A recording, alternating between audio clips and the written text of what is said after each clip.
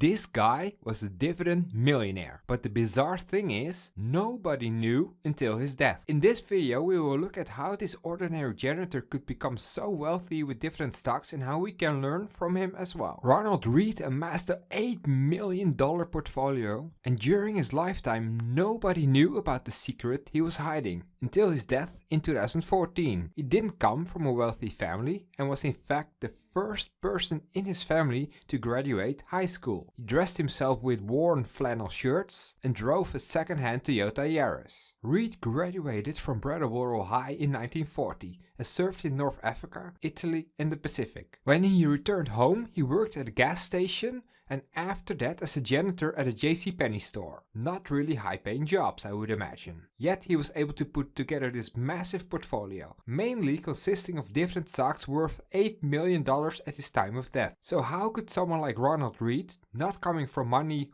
or a wealthy background, accomplish that? When he was working at the gas station, he met the love of his life, and she and her 2 children moved in with Ronald into a house he bought for $12,000. He helped his stepchildren get through college and paid for their education. One of the few things Ronald splurged on was going to the local cafeteria every morning to have breakfast and coffee. First at the local Memorial Hospital and later at Friendly's. That is when he met the local hospital developments director. He advised Ronald to pay a visit to the local library. So Ronald did, and it completely changed his life. He got himself a library card and started to borrow a lot of investment books and devour them. That is when he fell in love with the Wall Street Journal. He spent a lot of time in the library getting himself acquainted with the stock market and investments until he was able to understand which companies were worth putting his money in. Ronald was very good at picking stocks and had a particular interest in stocks that paid hefty dividends. He started out small, until the stock certificates started piling up in his safety deposit box. He invested in companies he knew and understood. Some of his long-time investments that he held for decades are well-known blue-chip companies, which include Procter & Gamble, JP Morgan Chase, General Electric and Dow Chemical. At the time of his death, he also had large amounts of money in the J.M. Smucker Company, CVS Health and Johnson & Johnson. As good as a stock picker as he was, like anyone, he wasn't perfect. He had stocks in Lehman Brothers in 2008 when they went bankrupt. However, that stock was only one of his 91 stocks. So although it must have hurt, his overall portfolio was still intact and he kept the course. Still, he wouldn't have gotten this big of a stock portfolio were it not for one trivial decision. He picked companies that pay dividends, and he didn't just pick some random companies. He picked companies like Procter & Gamble, Colgate-Palmolive and Johnson & Johnson. These are all well-known companies that pay and increase their dividends every year, even to this day. But had he collected all dividends and pocketed it to spend on cars, houses and so on, he wouldn't have gotten to 8 million. Instead, he showed great patience and put all those dividends back in his stock portfolio. This creates what is called a snowball or compounding effect, which, like a snowball rolling downhill, creates a bigger and bigger portfolio because the amount of dividends that gets reinvested gets bigger every time. This is what it looks like after 20 years. In the beginning, there's not much of a difference.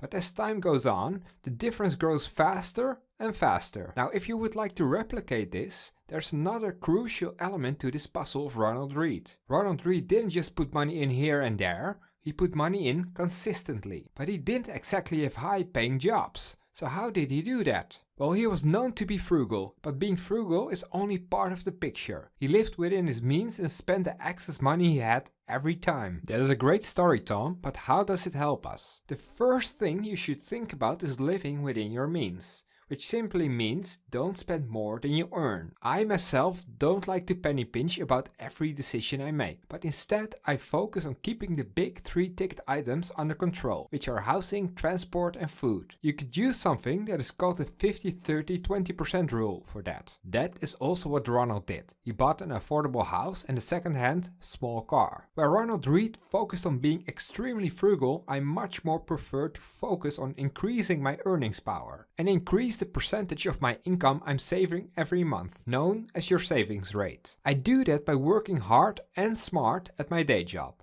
investing my time in this YouTube channel, and I have an investment condo in the Philippines that is about to come to fruition. Each $100 you are able to put in extra per month will give you about a $75,000 higher portfolio value after 20 years. To make sure I invest all that excess cash in the stock market and don't spend it all on extra stuff, I automatically transfer money to my broker account as soon as my paycheck hits my bank account. This is called paying yourself first, and the idea is that you will never miss that money since you didn't have it in the first place. He also held 91 stocks. Although I prefer a smaller amount of different companies to manage, the idea behind having multiple investments is to diversify your risk, in case one company goes bankrupt. This has all to do with how much risk you can handle. I personally like to have around 25 to 30 different companies eventually. Another thing Ronald Read did was constantly invest new money in the stock market over time. This is known as dollar cost averaging. Nobody knows when the stock market or a certain stock goes up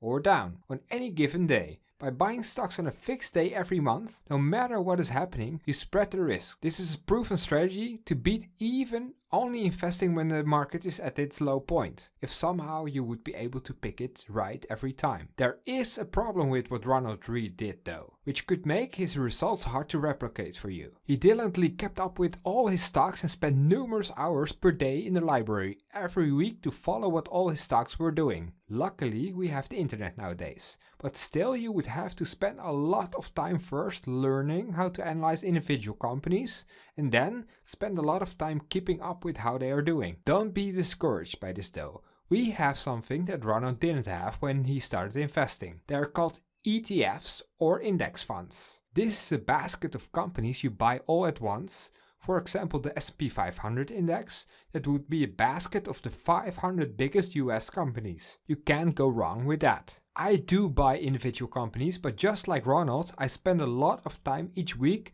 honing my skills, keeping up with my companies, and so on. If you don't want or can't do that, make it easy on yourself and buy an index or ETF. And to really put a rocket under your stock portfolio, do what Ronald did and reinvest all those little bonuses, dividends, and you will thank yourself later. I know it sounds daunting to start a stock portfolio because it looks so difficult to grow your dividend portfolio to a level where you are able to generate any substantial dividends. That is why I made this video, which explains exactly how you can retire on dividends with a lot less than $500,000.